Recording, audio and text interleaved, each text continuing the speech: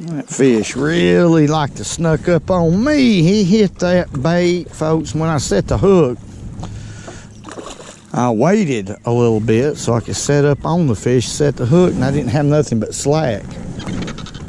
So he hit it. Yeah, well, he went that way, 1,000 miles an hour. Now, good morning, folks. There's a pretty good bass right there, right in the middle of this aquatic vegetation. This stuff is thick, but that's where the fish are a lot of times. Let me let him go. Now I'll tell you what I'm going to try to do today, if the weather will let me. That's a pretty fish though. Let's let him go. Well, good morning, folks. It's Richard Gene the Fishing Machine. That was the first fish this morning.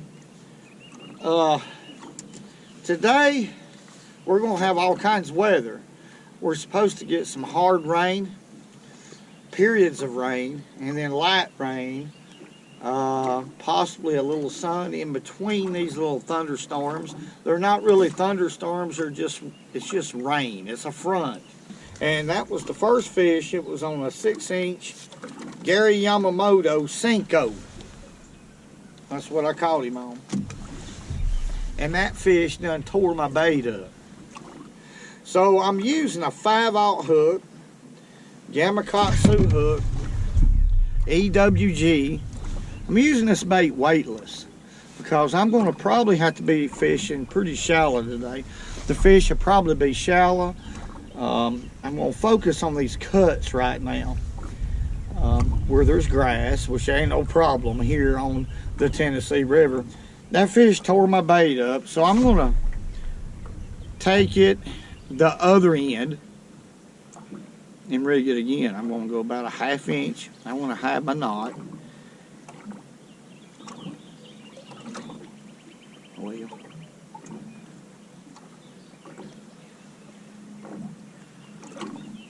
got a little tag in right there, but I'm going right through the middle of the seam of the worm.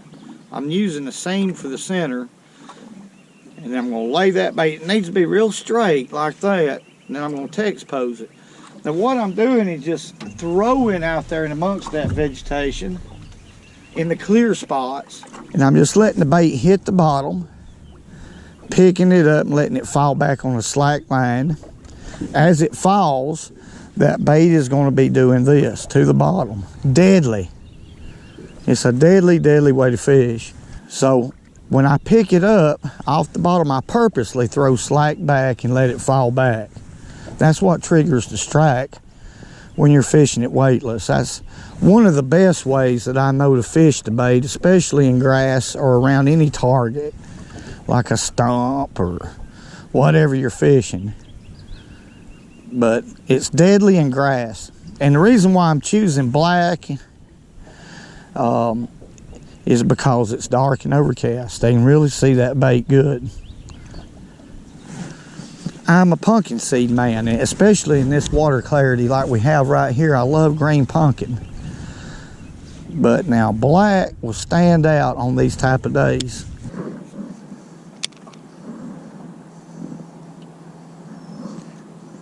There he is.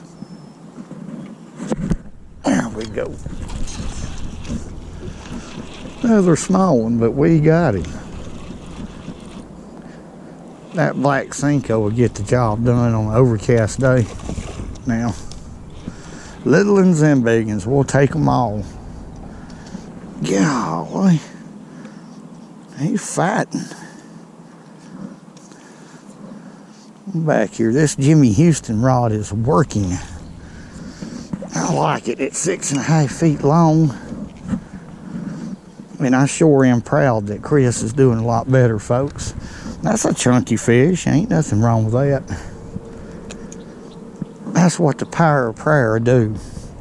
It's real. God is real. Actually, that's a nice little chunk. Let's let him go.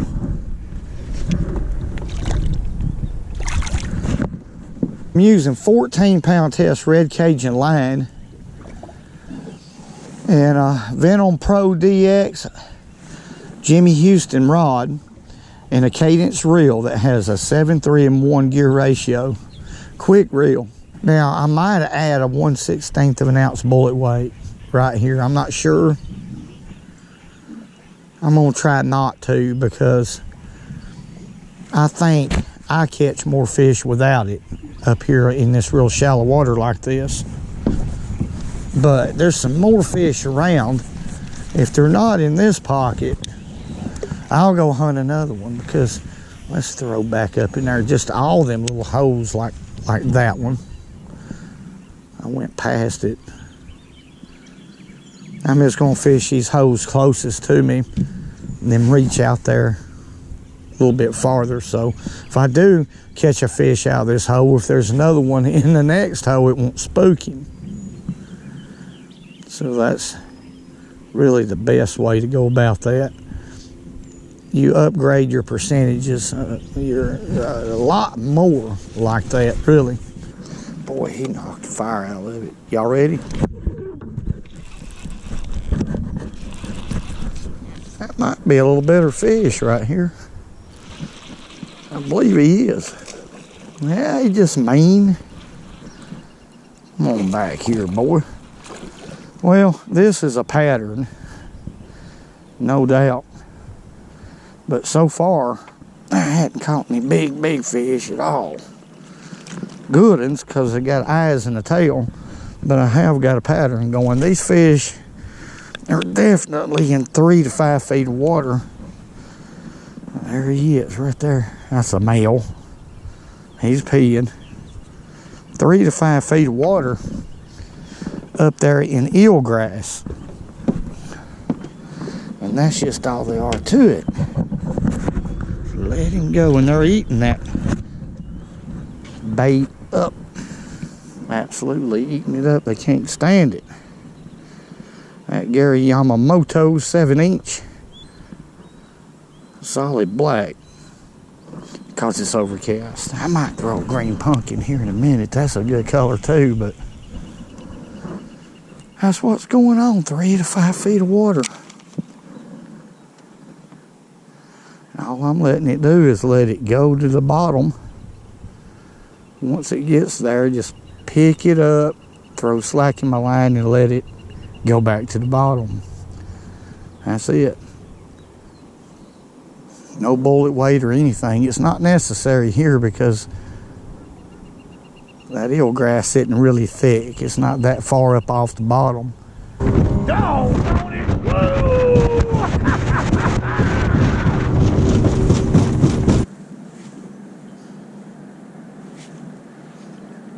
My goodness, there he is.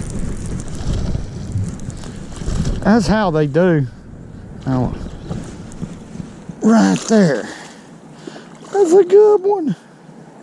I got out of the wind. Doggone it, folks. I couldn't stay back up in there. There was some fish back there. Let's flip him in here. Yeah. That's a little better fish right there. Topwater fish. 69 degrees on top. That is a typical strike on the devil's horse. They just slurp it down. One of my favorite topwater baits. Yellow and white are my two favorite ones. Now, yellow to me represents the golden shiner. That's why I like it. I favor it over the white, but I use them both. Let's let that fish go. I'm having to change them up my patterns right here. This is real shallow water. Let's let him go. I love a topwater bite. And the way I fish this bait right here is simple. Well, let me reel it back right here. First thing, okay, we're gonna make a cast. Let the ripples die down. Just leave that bait there. Because a fish may have seen it on the splash. Might have spooked him a little bit, but his curiosity, a lot of times will make him come back, turn back and look at the bait. And just little twitches like that. Let it sit. Twitch, twitch, let it sit. And then twitch. and let it sit. That's about it for a devil's horse.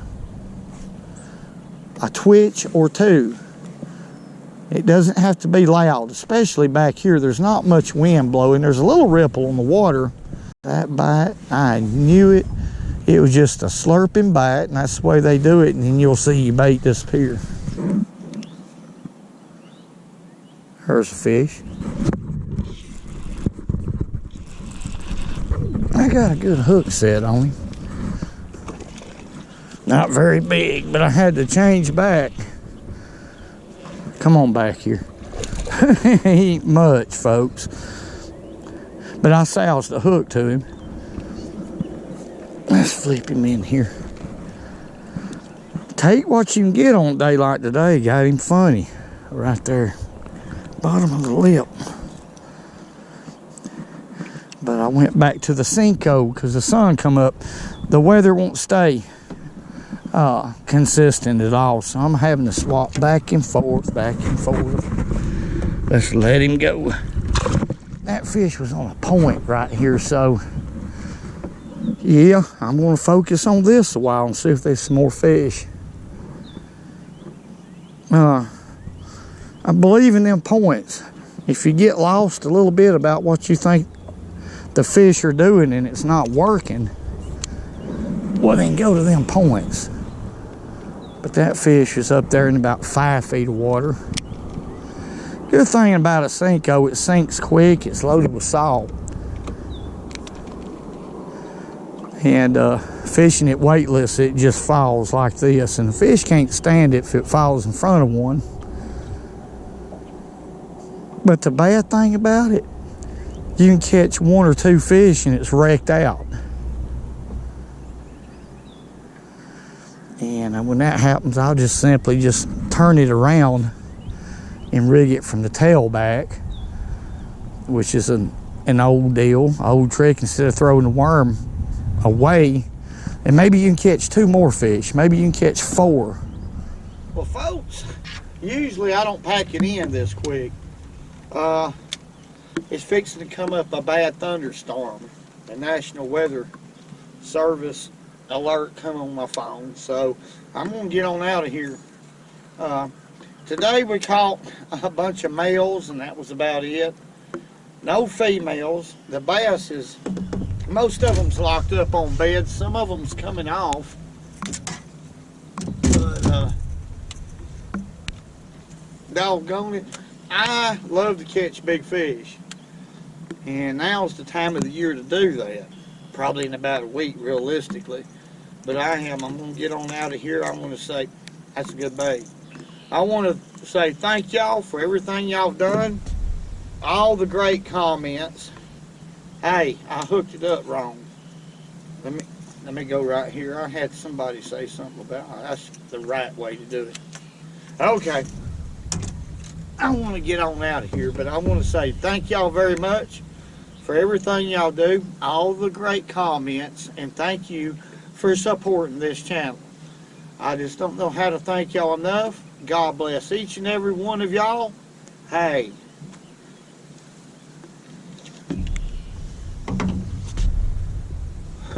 Woo! Woo! And remember, go fishing when you can, because it's good first.